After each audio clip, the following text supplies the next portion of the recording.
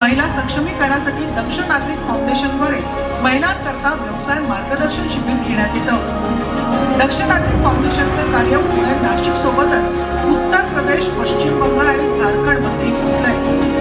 मुलींना कायद्याचं ज्ञान मिळावं आणि त्यातच त्यांनी उत्तम करिअर करावं या हेतूनं लवकरच दक्ष नागरिक फाउंडेशनद्वारे मुलींकरता लॉ कॉलेज आणि वसतिगृह सुरू करण्यात येणार आहे।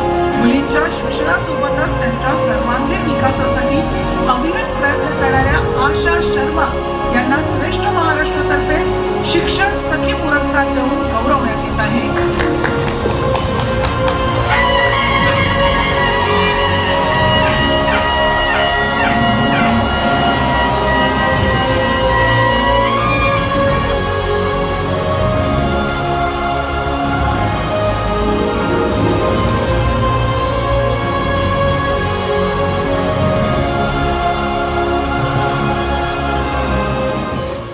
श्रेष्ठ महाराष्ट्र से महिला सम्मान मिला है, आपको कैसा लग रहा है?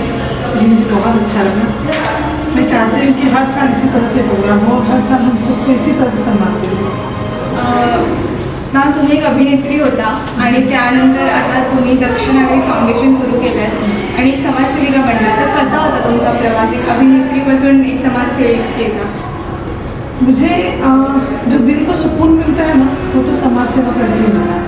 मतलब जब बच्चियाँ पढ़ती है, उनकी फैमिली उन्हें मतलब अब मैं देखती है कि जो बच्चे नहीं पढ़ पाते थे वो भी पढ़ रहे हैं। उन्हें पढ़ता हुआ देख के ऐसा, जब मैं क्लासेस में जाती हूँ और पूछती हूँ बच्चों से कि आप लोग को क्या बनना है, तो बेटों से ज़्यादा बेटियों की आवाज़ आती है, हमें पायलट बनना है, हमें ये बनना वो। तो वो सब देख के बहुत अच्छा लगता है, क्योंकि जो मैं कलाकार थी तो मैं अपने लिए जी रही थी, लेकिन आज लगता है कि मैं दूसरों के लिए जी रही हूँ।